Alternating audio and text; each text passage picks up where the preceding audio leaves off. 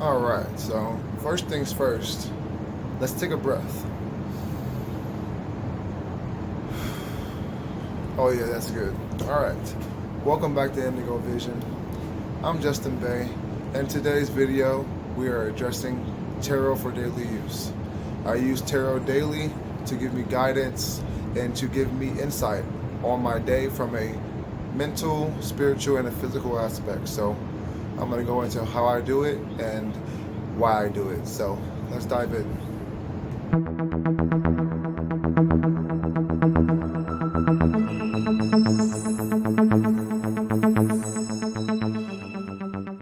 So tarot is very extensive. There's a lot of information that I can go into on the history of it.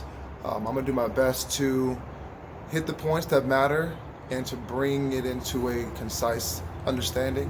Tarot first hit the scene in the mid-1400s in France during the Renaissance. It was used by the upper class and the wealthy. So card games have been used ever since I believe the 8th or 9th century in China.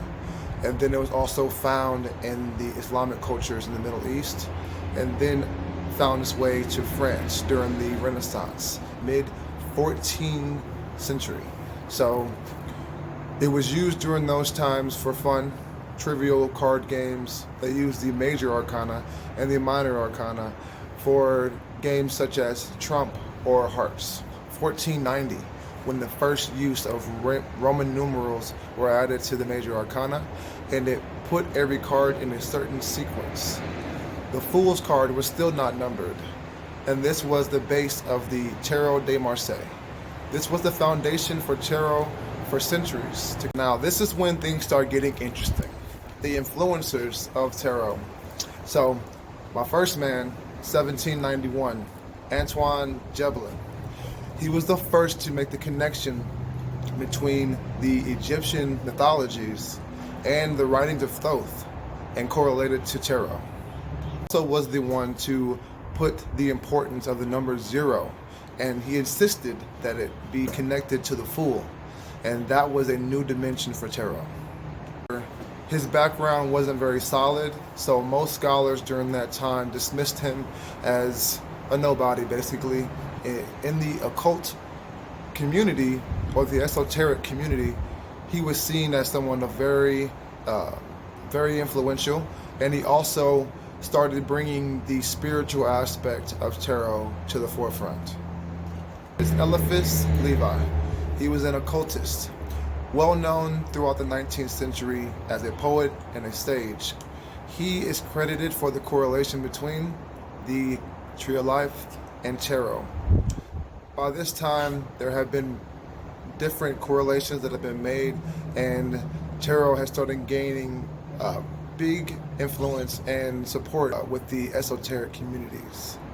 1888, the Golden Dawn, an established esoteric order, made the connection between tarot, astrology, numerology, kabbalah, and hermeticism. This raised the relevance of tarot even more. That we have addressed tarot's history, I'm going to go into a little bit more detail on how I use it daily. There are some tarot readers who don't recommend doing daily readings for yourself, but I found this to be very accurate, so I'm going to go into more detail on how I do that.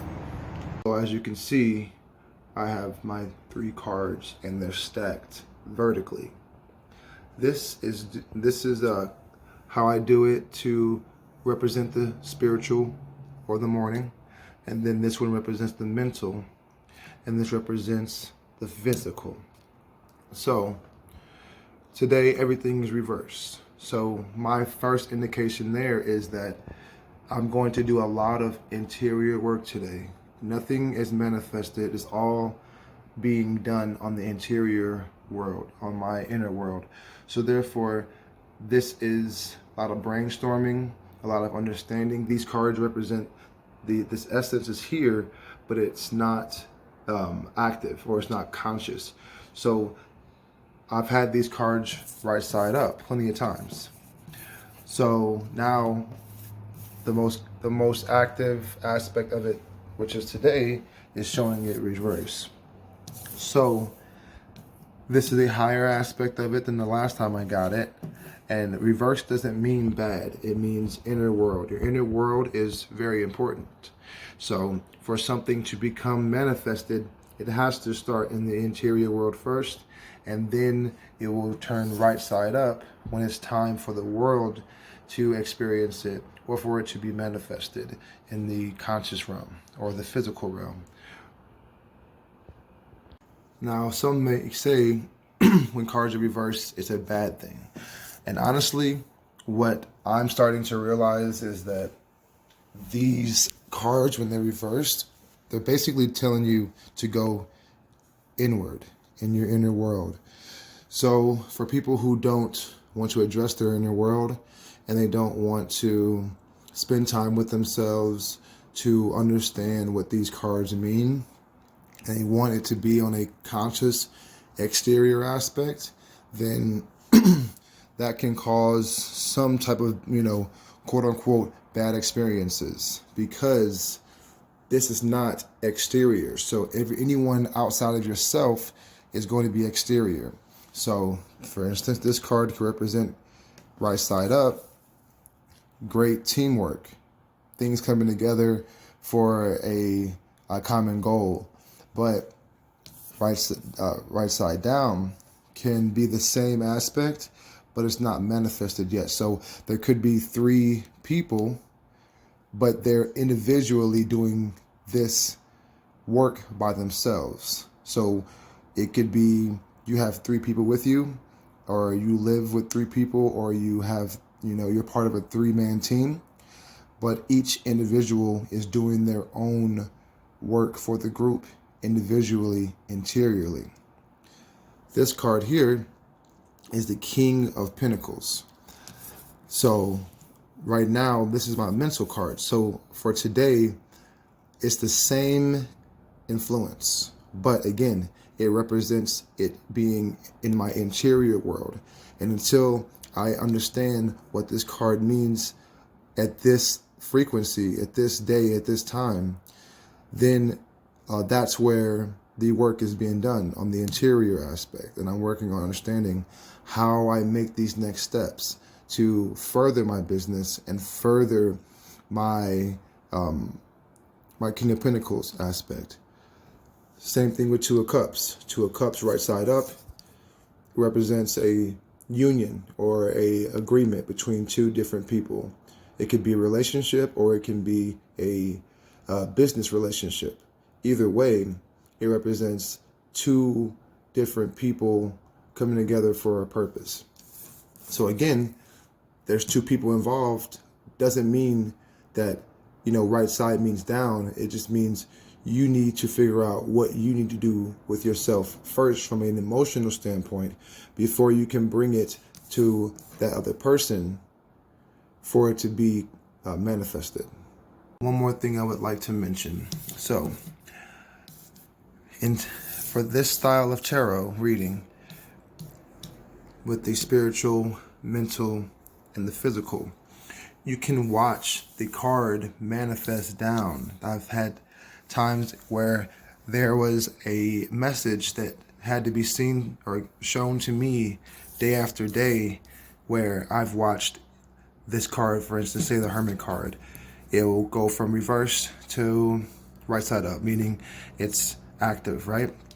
And then it will move down from the spiritual, which is the most high frequency, down to the mid, which is the mental, and then it will manifest down. So when it's in this position, it is manifested. It's here, it's in the physical. So that's one thing I wanted to address, because it is an amazing thing to watch it happen. And then as you get in tune with your cards and with tarot and understanding how it manifests into the world around you and how to understand what that means, you will be able to see this card all around you in your regular day life. Using tarot every day helps me stay in tune with myself, helps me stay on track on my purpose and my goals, and shows me where I'm at spiritually, mentally, and where my physical reality is at. So as I do it day after day, year after year, I start to get more in tune with what the cards mean, and I see a higher version of that card. You may get the same card 2 or 3 times, in a row, or you will just see it over time, see that same card, and you may think, oh crap, either something great's gonna happen because last time I got that card, something great happened, or you'd be like, oh man, I don't want that card no more ever again. That's where the wisdom comes in at, and that's where the enlightenment comes in at, because from there, you'll be surprised on, you may have gotten that 10 of cups, and it may have meant one thing before, but the next time you get it, it will have a different meaning. Similar to the tablets, the emerald tablets of Thoth. Every time you read them, you're going to gain some new knowledge and see something or understand something that you didn't realize before.